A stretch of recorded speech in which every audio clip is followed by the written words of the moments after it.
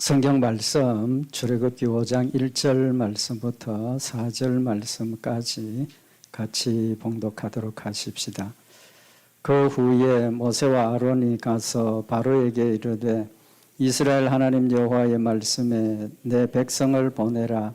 그들이 광야에서 내 앞에 절기를 지킬 것이니라 하셨나이다. 바로가 가로되 여호와가 누구간데 내가 그 말을 듣고 이스라엘을 보내겠느냐. 나는 여호와를 알지 못하니 이스라엘도 보내지 아니하리라.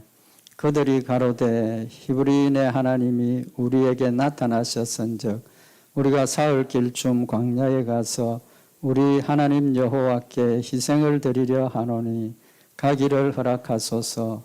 여호와께서 온역이나 칼로 우리를 치실까 두려워하나이다. 애굽 왕이 그들에게 이르되 모세와 아론아 너희가 어찌하여 백성으로 역사를 쉬게 하느냐. 가서 너희의 역사나 하라. 아멘.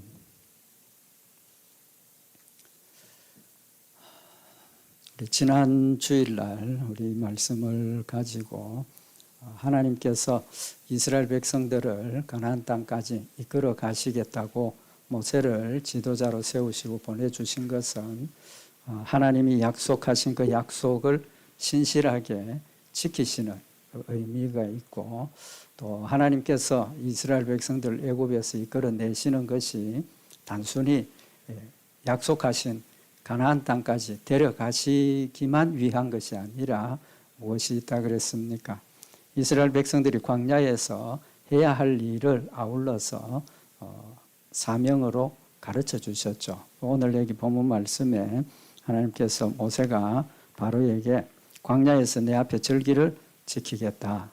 그 다음에 이어서 하나님께서 우리에게 희생을 드리라고 하셨다. 두 가지 사실을 밝히면서 이스라엘 백성들이 광야에서 해야 될 일, 가나안까지 가는 것은 당연히 가는 것이고 그 가는 기간 동안 해야 될 일이 하나님께 희생을 드리고 하나님께 절기를 지키고 또 하나님을 섬기는 것, 이 세 가지가 우리에게 주신 사명이라는 사실을 말씀을 상고를 했습니다.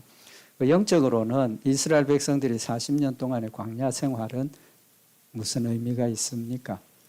우리가 예수 믿고 난 뒤에 천국 가기까지 우리가 육신으로 이 땅에 살면서 하나님의 말씀을 순종하고 또 하나님을 섬기고 하나님께 예배드리는 그 삶, 그 삶의 기간을 우리에게 교훈을 하시는 거죠.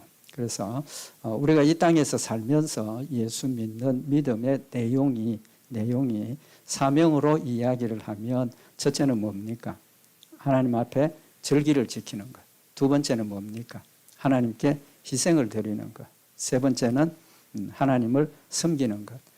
우리의 신앙의 삶이 이 세 가지로 표현이 되는 겁니다.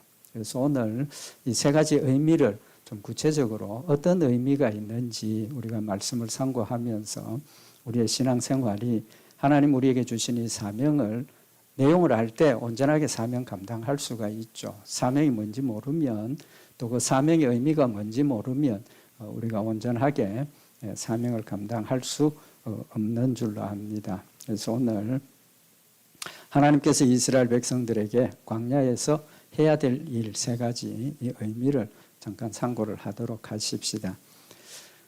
먼저 말씀 상고하기 전에 우리가 꼭 기억해야 될 것이 지금 절기를 지키는 것, 희생을 드리는 것, 섬기는 것 대상이 누굽니까? 하나님입니다. 그죠? 하나님 앞에 절기를 지키고 그 다음에 하나님께 희생을 드리고 하나님을 섬기라. 대상이 하나님입니다. 거기서 벗어나면 아무리 열심히 섬겨도 잘 못 되는 거죠.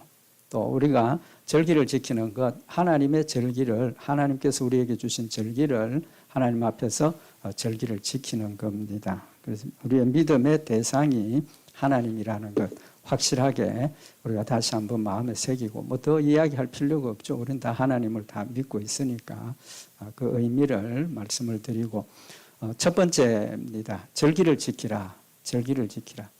이 절기라는 것은 하나님께서 이스라엘 백성들에게 세 가지 큰 절기를 주셨습니다. 뭔지 다 아시죠? 첫째는 유월절, 그 다음에 두 번째는 77절, 세 번째는 초막절. 그러니까 이게 뭐 구체적으로 지금 절기를 설명을 드리긴 시간이 길고 이 의미가 영적인 의미가 있습니다. 영적인 의미가 지금 우리 신약 성경에 와서 절기를 지키고 또 절기를 이야기를 하는데 유월절은 지금 우리가 뭘 지킵니까? 부활절입니다. 부활절. 우리 다 아시는 것처럼 유월절은 하나님께서 애굽에서 마지막 재앙을 내릴 때 이스라엘 백성들에게 어린 양을 잡아가지고 문설주에 피를 바르고 그 안에서 있으라. 그 다음에 어린 양 제물 나누어 먹고 이제 그것이 뭘 의미합니까? 예수 그리스도가 우리를 대신해서 십자가에 못 박혀 죽으시고 부활하심으로 우리가 구원받는다는 영적인 그런 부활절의 의미를 거기에 담고 있고 그 다음에 이제 두 번째는 77절. 77이라는 뜻이 뭡니까? 77이 49 오순절입니다. 오순절. 그래서 오순절 날 무슨 일이 일어났습니까? 초대교회에 최초의 성령 충만한 역사가 일어나는 거죠. 그래서 예수님께서 하늘나라에 가시면서 약속하신 것이 내가 가면 또 다른 보혜사를 너희에게 보내주겠다고 약속하신 그 성령님이 가시적으로 그전에도 다 함께 하고 계셨지만 우리에게 성령을 보내주셨다는 사실을 가시적으로 확실하게 보고 믿을 수 있도록 해주신 날이 오순절이죠. 그래서 성령 충만한 그 날이 77절입니다. 마지막 남은 초막절은 또 무슨 우리가 절기로 지킵니까? 추수감사절입니다. 추수감사절. 초막절이라는 것은 마지막 추수를 다 하고 그 다음에 이제 이스라엘 백성들이 하나님께서 명령하시기를 7일 동안 지키는데 나무가지, 종려나무나 이런 초막을 지어가지고 그 초막 안에서 7일 동안 거하라는 겁니다. 그 의미가 뭡니까? 이스라엘 백성들이 애굽에서 고생하고 오면서 광야에서 40년 동안 생활했던 영적으로 얘기를 하면 지금 우리가 살아가는 이 일이 초막에서 거하는 것과 같다는 그런 의미를 지금 우리에게 교훈을 하시는 겁니다. 그래서 우리의 인생의 길이 나그네의 길이고 또 우리가 지나가는 그런 힘든 과정이지만 마지막에는 어디 갑니까? 천국을 간다는 거죠. 천국을 가는 것. 그래서 초막에 거하면서 하나님께서 우리와 함께 하시고 우리를 지키시고 보호하셔서 여러 가지 광야의 어려운 그 길을 지났지만 하나님 우리를 어디로? 천국으로 이끌어 인도하시는 그 역사를 기억하라는 겁니다. 그래서 이 세 가지 절기는 하나님께서 나를 창세전에 택하셨고 또 이 땅에서 예수 그리스도를 믿게 하셔서 악한 마귀 사탄이 우리를 공격하고 역사하지만 하나님께서 우리를 보호하시고 지키시고 천국까지 데려가시는 역사를 이 절기를 지키면서 기억을 하고 마음에 새기라는 겁니다. 그래서 하나님께서 이스라엘 백성들에게 절기를 주신 목적은 하나님의 구속의 사역, 하나님의 구속의 사역과 우리의 소망이 천국에 있음을 늘 마음에 기억을 하라는 겁니다. 그런데 이 절기를 지키라고 하시면서 절기를 어떻게 지키라고 그랬습니까? 이 절기를 지킨다는 말 가운데 뜻이 뭐냐 하면 절기를 지킨다는 뜻도 있지만 즐거워한다. 또 춤춘다는 뜻이 있습니다. 흔들거린다, 막 흔들거린다. 그건 뭘 의미합니까? 춤춘다는 거죠. 그 춤춘다는 건 그냥 즐거워하는 게 아니라 정말 굉장히 기쁘고 즐겁고 감사해서 그 흥에 겨워서 그것을 하나님 주신 은혜를 즐기는 겁니다. 누리는 겁니다. 하나님 주신 은혜를 누리는 겁니다. 우리가 예수 믿는 것을 잘못 생각하면 우리가 하나님을 위해서 자기를 부인하고 자기 십자가를 지는 일이다. 그러니까 절제 이런 쪽으로 우리가 가는데 사실은 그 절제조차도 우리는 뭡니까? 우리에게 즐거움입니다. 즐거움. 구원의 즐거움. 하나님께서 우리의 죄를 용서하신 즐거움. 하나님이 나와 함께 하시고 보호하시고 지키시는 그 은혜를 생각할 때 고난조차도 뭐가 됩니까? 우리에겐 즐거움이 될 수 있다는 거죠. 신명기에 보면 신명기 이제 마지막 부분에 모세가 이제 마지막 하나님 부르심을 받기 전에 이스라엘 백성들이 가나안 땅 입구에 왔을 때 설교를 합니다. 세 가지 설교를 하는데 그중에 이스라엘 백성들이 그 광야 생활을 요약해서 이야기를 하는 부분이 있습니다. 신명기 2장 7절에 보면 내 하나님 여호와가 너의 하는 모든 일에 네게 복을 주고 네가 이 큰 광야에 두루 행함을 알고 내 하나님 여호와가 이 40년 동안을 너와 함께 하였으므로 네게 부족함이 없었느니라 하셨다 하라 하시기로. 하나님께서 이스라엘 백성들에게 하시는 말씀이 너희가 지금 이 광야 40년 동안 너희가 지나왔지만 내가 너희와 함께 했기 때문에 뭐가 없었다는 겁니까? 부족함이 없었다는 겁니다. 부족함이 없었다는 거죠. 그 다음에 두 번째로 또 다른 관점에서 설명을 하고 있는데 신명기 8장 2절에 보면 내 하나님 여호와께서 이 40년 동안에 너로 광야의 길을 걷게 하신 것을 기억하라. 지금 우리가 절기를 지키는 것 마찬가지입니다. 우리가 하나님께서 이 광야의 길을 가는데 하나님께서 나와 함께 하셨다는 걸 기억을 하라는 거죠. 그러면서 이는 너를 낮추시며 너를 시험하사 내 마음이 어떠한지 그 명령을 지키는지 아니 지키는지 알려 하심이라. 40년 동안 광야 생활을 통해서 하나님께서 이스라엘 백성들이 하나님을 정말 믿고 의지하고 하나님께 말씀 순종하는 것 시험하기 위해서라, 알기 위해서라 그랬습니다. 그 말은 넘어뜨리기 위한 시험이 아니라 무슨 시험입니까? 연단하기 위한 시험입니다. 시험도 두 가지입니다. 그죠? 떨어뜨리기 위한 게 있고 연단하는 거 있고 훈련이고 연단이 되는 겁니다. 그래서 하나님께서 이 광야 40년 동안을 이스라엘 백성들을 연단하셨다는 겁니다. 훈련하셨다는 거죠. 그래서 신명기 8장 3절에 보면 너를 낮추시며 너로 줄이게 하시며 또 너로 알지 못하며 내 열조도 알지 못하는 만나를 네게 먹이신 것은 사람이 떡으로만 사는 것이 아니요 하나님의 입에서 나오는 모든 말씀으로 사는 줄을 너로 알게 하려 하심이라. 하나님께서 만나를 주신 목적이 뭡니까? 만나를 주신 목적 훈련입니다. 순종, 믿음의 순종. 두 번째는 오늘 여기 본문 말씀에 있는 것처럼 만나는 곳 예수 그리스도를 영적으로 이야기를 하시고 만나는 곳 하나님이 주신 말씀을 의미하는 겁니다. 그래서 예수 그리스도를 믿음으로 하나님의 말씀을 우리가 받고 순종함으로 우리가 산다라는 사실을 교훈하시는 것이고 만나를 주시면서 명령이 뭡니까? 조건이 뭡니까? 매일 아침에 일어나서 하루 먹을 양만 거두라는 겁니다. 하루 먹을 것. 그 다음에 또 뭐가 한 가지 더 있습니까? 안식일 전날 이틀 먹을 걸 거두라. 그리고 안식일 날은 뭐 하라고 그랬습니까? 쉬라는 거예요. 초막 장막 안에서 집 밖에 나오지 말라는 겁니다. 이틀을 준비해서 안식일은 안식하라고. 근데 이스라엘 백성들 처음 어떻게 합니까? 지혜로운 사람은 어떻게 합니까? 아이고 이틀치 거두어야 되는데 하루치 거두고 그 다음날 더 싱싱한 거 맛있는 거 먹으려고 그 다음에 나가보니까 뭡니까? 만나가 없는 거예요. 만나가 없는 거예요. 또 하루치만 거두라 그랬는데 지혜로운 사람은 뭐 합니까? 에이, 내일 아침 피곤하니까 오늘은 이틀치 거두어서 내일 좀 쉬고 먹자. 근데 어떻게 됐습니까? 아침에 일어나니까 다 썩어서 못 먹게 된 거예요. 하나님께서 하나님의 말씀대로 순종할 것을 훈련하시는 역사를 우리에게 보여주신 겁니다. 그래서 하나님께서 이 광야 가는 그 길 동안 하나님의 말씀을 순종하게 하시고 하나님의 역사로 우리가 먹고 산다는 것을 훈련하시고 깨닫고 기억하도록 역사하신 기간이라는 겁니다. 그런데 신명기 8장 4절에 결론으로 말씀하시는 게 뭐냐 하면 이 40년 동안에 내 의복이 헤어지지 아니하였고 내 발이 부렀지 아니하였느니라. 처음에 신명기 2장 7절에는 네게 부족함이 없었다 그랬습니다. 그죠?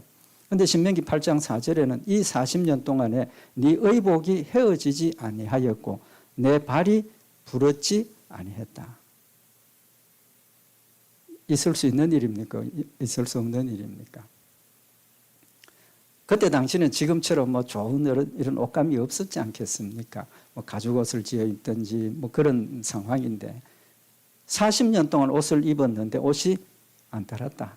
요새 옷도 좋아서 뭐 하루 동안 입기는 합니다만은 하나님께서 지키고 보호하셨다는 사실입니다. 그때 광야에 지금처럼 좋은 신발이 있습니까? 요즘 너무 좋은 신발 많습니다. 그죠? 기능성 신발도 많고. 근데 그 40년 동안을 광야에서 지나가는데 발이 부러뜨지 않았다라고 말씀을 하고 있는 겁니다. 광야 40년 동안의 의미는 어떤 의미가 있습니까? 왜 40년을 광야에서 거합니까? 우리가 알고 있는 것처럼 일찍 가나안 땅에 도착해서 이스라엘 백성들이 하나님이 주신 땅에 왔으니까 믿음으로 뭐 하면 됩니까? 주시겠다고 하셨으니까 들어가면 됩니다. 그죠? 근데 뭐 했습니까? 참 지혜로우니까 우리 그냥 들어가면 안 되고 정탐을 하고 어느 곳으로 공격을 하고 어디가 약하고 우리가 어떤 길로 가야 하는지 좀 정탐을 하고 연구하고 그래서 공격하자. 하나님께서 허락을 하셨죠. 가보라고. 그래서 각 지파 대표들을 뽑아가지고 보냈습니다. 정탐하고 돌아온 보고가 뭡니까? 가보니까 젖과 꿀이 흐르는 땅이더라. 젖과 꿀이 흐르는 땅이더라. 과연 그랬습니다. 근데 한 가지가 문제가 되더라. 뭐가? 거기에 사는 사람들은 안악자손. 안악자손은 장대한 그 거인을 이야기를 합니다. 그 다음에 그들은 바벨탑을 쌓았던 후손들로서 성도 튼튼하고 성곽도 너무 강하고 우리가 그 안에 들어가서 싸우면 어떻게 돼? 백전백패. 우리가 이길 수 없는 그런 상황이더라고요. 그들은 사람이고 우리는 뭐 같이 보인다 그랬습니까? 메뚜기 같다라고 이야기를 했지 않습니까? 얼마나 차이가 많습니까? 메뚜기 사람 이길 수 있습니까? 수천 마리가 달라들어도 사람 못 이깁니다. 그러니까 백성들이 두려워하고 그들의 말을 듣고 낙심하고 원망하고 불평하고 그때 두 사람 여호수아와 갈렙이 아니다. 눈으로 보기에는 그렇지만 하나님께서 우리에게 주신 약속이 있으니까 믿음으로 들어가자라고 이야기를 하지 않습니까? 그럼에도 불구하고 믿음의 쪽에 선 사람은 아무도 없었던 현실적인 건 뭐. 그래서 결국은 그들이 하나님의 징계를 받고 40년 동안 광야를 지나다니게 되는 겁니다. 40일 정탐하고 왔고 하루를 1년으로 환산을 해서 40년을 광야에서 지나게 하시는데 거기 내용이 뭐냐 하면 이 40년 동안 너희가 지금 그때 장성한 사람들, 어른들이 40년 동안 뭐 하게 됩니까? 다 죽는다는 겁니다. 믿지 못하고 대적하고 불평했던 사람들은 광야에서 다 죽고 광야에서 40년 동안 이제 새로운 세대가 태어나서 가나안 땅에 들어가게 되는 겁니다. 그런 상황인데 이 40년 동안은 그러니까 어떤 기간입니까? 벌 받는 기간입니다. 그죠? 벌 받는 기간. 벌 받아서 하나씩 지금 죽어가는 기간입니다. 그런 기간인데도 불구하고 하나님께서 그들에게 뭘 주셨어요? 부족함이 없게 하셨고 그들과 함께 하셔서 의복도 헤어지지 않고 발도 부러뜨지 않도록 하나님께서 지켜주시고 채워주셨다는 겁니다. 뭘 의미를 합니까? 우리는 하나님 앞에 죄인이고 하나님의 축복과 은혜를 받을 만한 그릇이 아무것도 없음에도 불구하고 우리는 오히려 책망받고 지옥 가야 할 영혼임에도 불구하고 하나님께서 우리를 택하셔서 예수 그리스도를 믿는 믿음을 고백하게 하셔서 거룩한 백성이 되게 하셨고 이 벌받는 이 시간을 오히려 하늘나라의 소망을 가지고 하늘나라의 축복을 쌓아가는 복된 기간으로 우리에게 주셨다라는 사실을 교훈을 하고 있는 겁니다. 그럼 이 절기의 의미가 이제는 분명해졌지 않습니까?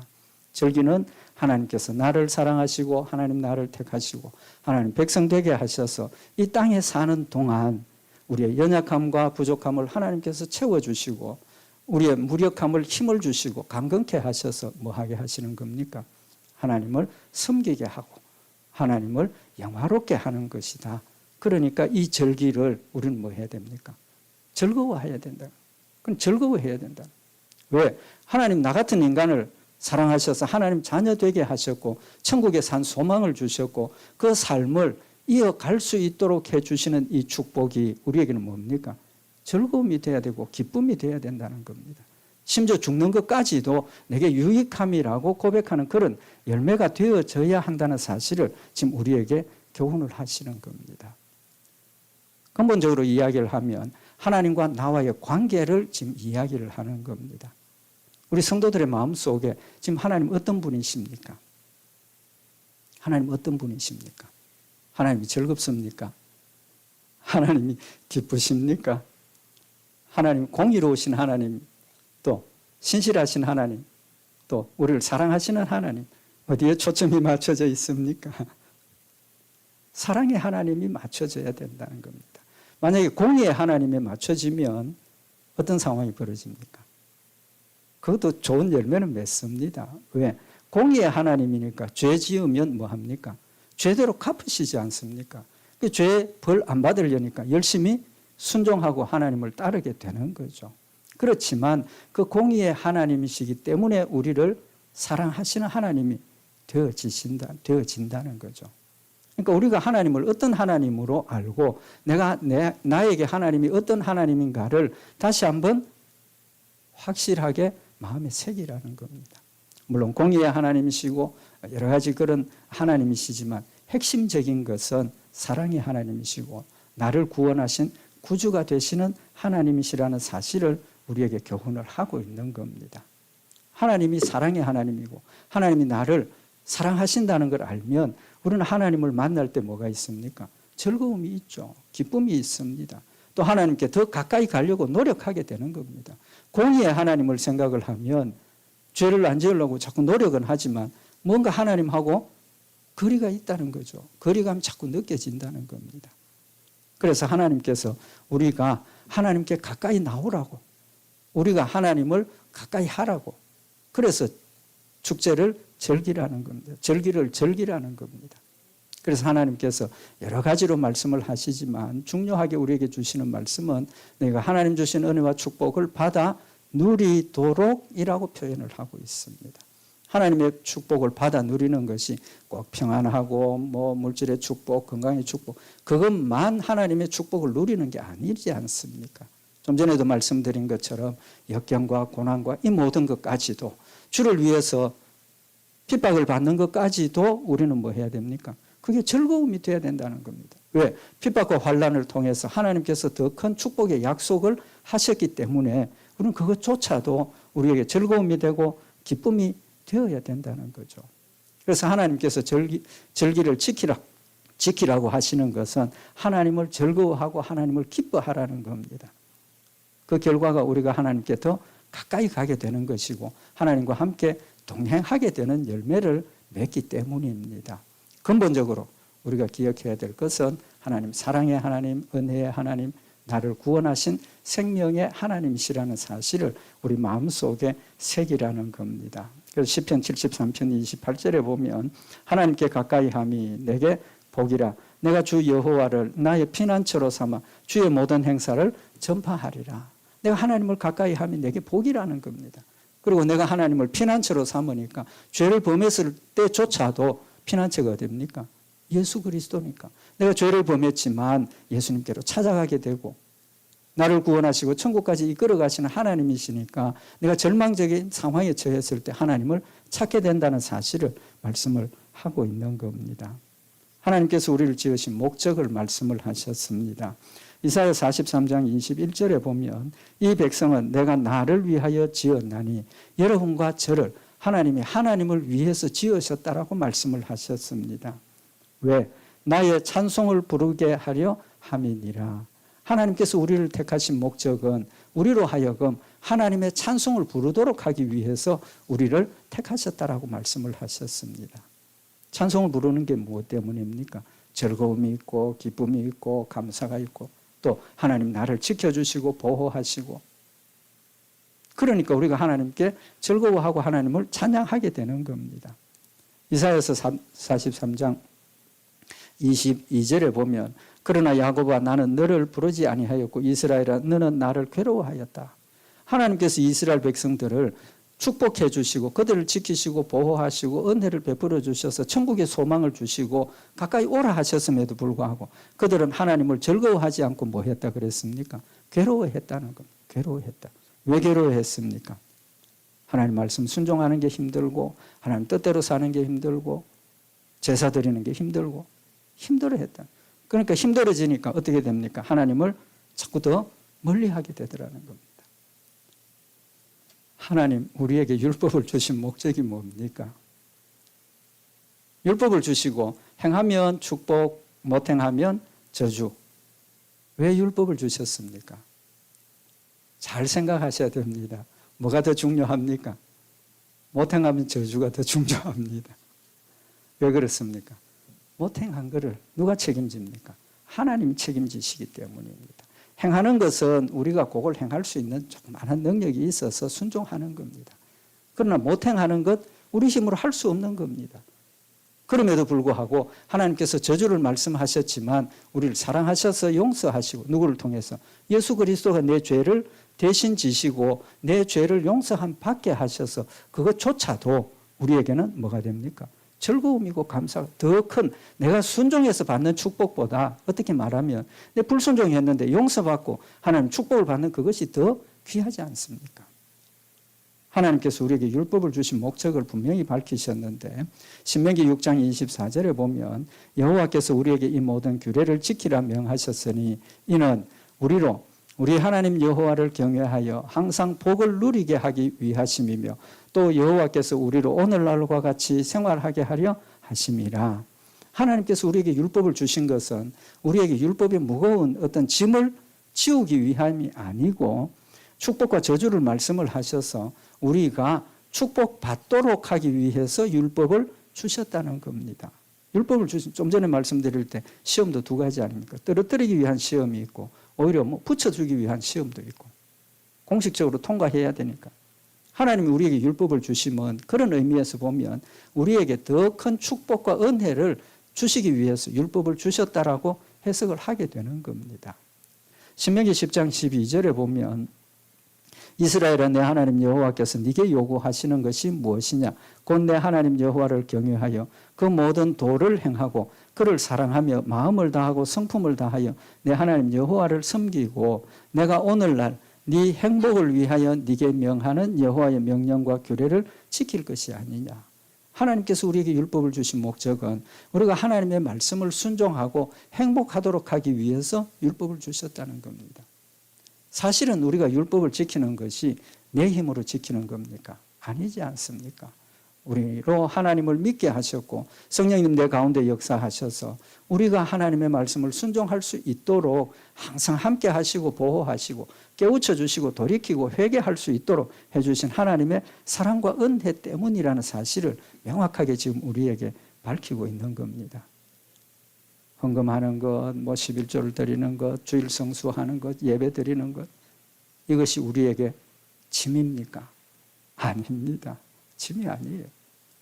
못하면 못하는 대로 할 수 없으면 할 수 없는 대로 하나님께서 그대로 받으시는 겁니다. 못한다고 책망하지 않습니다. 하나님께서 우리에게 주신 힘 안에서 내 믿음 안에서 즐거움으로 하면 하나님 그걸 받으시는 겁니다.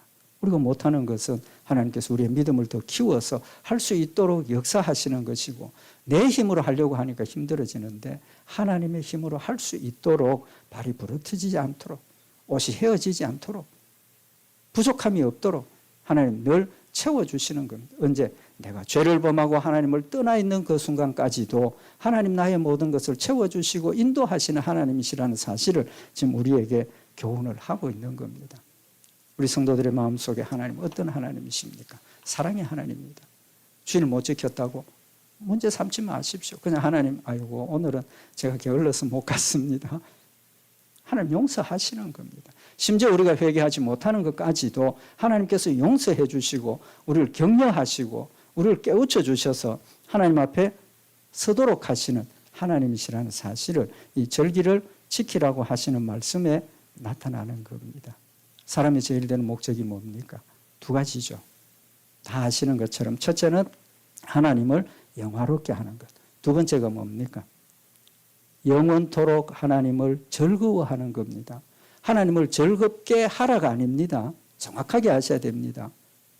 우리의 삶의 목적은 두 가지. 하나는 하나님을 영화롭게 하는 것. 두 번째는 영원토록 하나님을 즐거워하는 겁니다. 즐거워하는 것. 오늘 여기 절기를 지키라는 것은 하나님을 즐거워하라는 겁니다. 이게 우리의 사명입니다. 즐거워하는 게 사명입니다.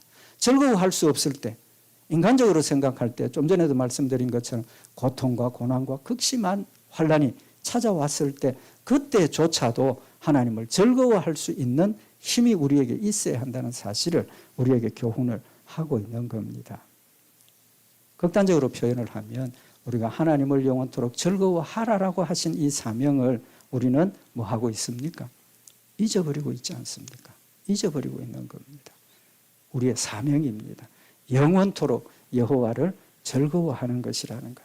오늘 여기 절기를 지키라는 말씀 가운데 우리에게 교훈하시는 말씀입니다. 이사야 55장 1절에 보면 너희 목마른 자들아 물로 나오라. 돈 없는 자도 오라. 너희는 와서 사 먹되 돈 없이 값없이 와서 포도주와 젖을 사라.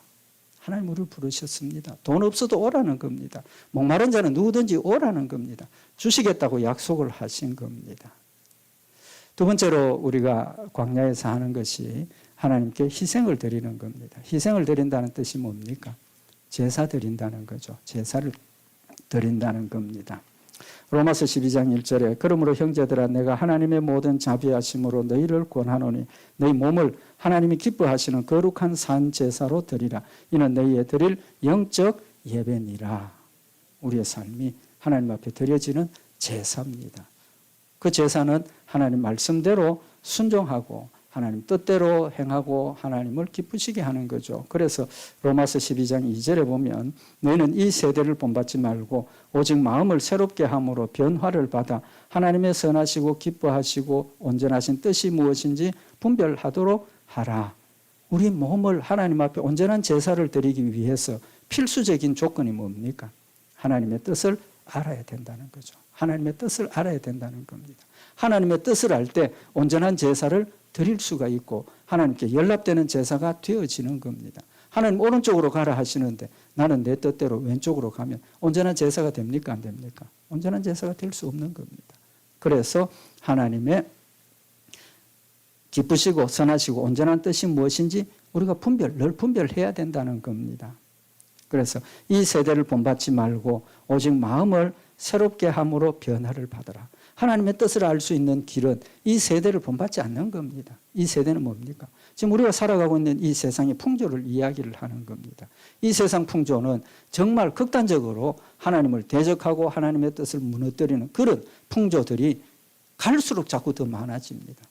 이 세대를 우리는 본받지 말고 마음을 새롭게 해서 하나님을 향하는 뜨거운 온전한 믿음과 기쁨과 감사함으로 하나님의 온전하신 뜻을 분별하고 하나님을 섬겨야 한다는 사실을 지금 우리에게 교훈을 하고 있는 겁니다. 제사를 드리라는 겁니다. 세 번째로는 뭡니까? 하나님을 섬기라는 겁니다. 섬김이 어떤 걸 섬김이라고 합니까? 우리 헌금 드리고 교회에 몸으로 열심히 수고하고 이걸 섬김이라고 우리가 생각하는 경향들이 있는데 하나님께서 우리에게 주신 섬김의 의미는 요한복음 12장 26절에 보면 사람이 나를 섬기려면 예수님께서 하신 말씀입니다. 예수님께서 사람이 나를 섬기려면 나를 따르라. 나 있는 곳에 나를 섬기는 자도 거기 있으리니 사람이 나를 섬기면 내 아버지께서 저를 귀히 여기시리라. 예수님께서 나를 섬기라 하시면서 뭐가 섬기는 것이라는 겁니까? 나를 섬기려면 뭐 하라 그랬습니까? 나를 따르라는 거예요. 섬김이 드림과 봉사, 그 드림과 봉사는 핵심적으로 이야기를 하면 예수님을 따라가는 겁니다. 예수님이 가신 길을 따라가는 겁니다. 다른 표현을 하면 뭡니까? 예수님을 본받는 것. 예수님을 본받는 것. 예수님을 본받는 그 자체가 우리가 하나님을 섬김이 되는 겁니다. 하나님의 말씀을 순종하는 그 일이 하나님을 섬기는 겁니다. 하나님 뜻대로 사는 것이 하나님을 섬김입니다. 우리 정확하게 아셔야 됩니다. 정확하게 아셔야 됩니다. 그래서 나를 섬기려면 나를 따르라 하시고 나를 섬기는 자도 나 있는 곳에 있다라고 말씀을 하셨습니다. 예수님 본받고 예수님의 모습을 닮아가면 예수님과 항상 함께 있다는 사실을 지금 우리에게 말씀을 하시는 겁니다. 로마서 14장 17절에 보면 하나님의 나라는 먹는 것과 마시는 것이 아니요 오직 성령 안에서 의와 평강과 희락이라. 이로써 그리스도를 섬기는 자는 하나님께 기뻐하심을 받으며 사람에게도 칭찬을 받느니라. 이로써 그리스도를 섬기는 자. 이로써가 뭡니까? 의와 평강과 희락이라. 의와 평강과 희락. 한마디로 이야기를 하면 하나님께서 내 죄를 용서해 주시고 구원해 주신 구원의 즐거움이 우리 마음속에 충만하라. 하나님을 즐거워하라는 의미가 그게 포함이 되는 거죠. 하나님 주신 은혜와 사랑, 근본적인 구속의 은혜와 사랑을 우리 마음속에 충만하게 할 때 우리 마음속에 구원의 기쁨이 넘치게 되고 그 힘으로 믿음으로 평강함으로 희락으로 죽기까지 주님 가신 길을 따라갈 수 있는 열매가 맺혀진다는 사실을 지금 우리에게 교훈을 하시는 겁니다. 예수님 가신 길이 뭡니까? 죽기까지 복종하신 길입니다. 죽기까지 복종하신 길입니다.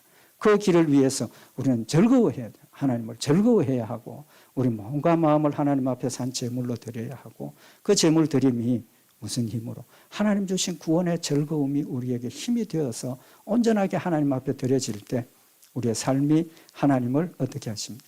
영화롭게 하고 또 사람에게도 칭찬받고 또 아버지께서 저를 귀히 여기시리라 그랬습니다. 하나님 나를 귀히 여기신다 그랬습니다. 우리의 모습이 오늘 이 말씀을 마음에 새겨서 광야에서 해야 할 일이 세 가지. 즐거워하는 것, 또 희생을 드리는 것, 또 하나님을 섬기는 것. 근본이 하나님을 즐거워하는 것에서 출발합니다.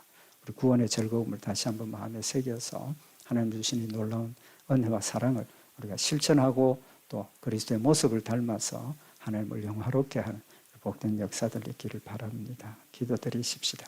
사랑의 하나님 아버지, 영원히 죽을 수밖에 없는 저희들을 사랑하셔서 하나님 자녀 되게 하시고 아무런 노력 수고 없이 믿음으로 우리의 죄를 용서하셔서 하나님의 거룩한 백성이 되게 하시고 하늘나라의 산 소망을 가지고 하나님을 섬기게 하시고 연약하고 부족하지만 늘 승리하게 하시는 하나님의 놀라운 은혜와 사랑을 이 시간 다시 한번 마음에 새기는 시간이 되게 하시고 하나님의 힘으로 모든 것을 함을 우리 마음속에 새겨서 담대하게 즐겁게 기쁨으로 감사함으로 주의 뜻들을 이루어가며 승리하는 저희들 되도록 주님 인도하시옵소서.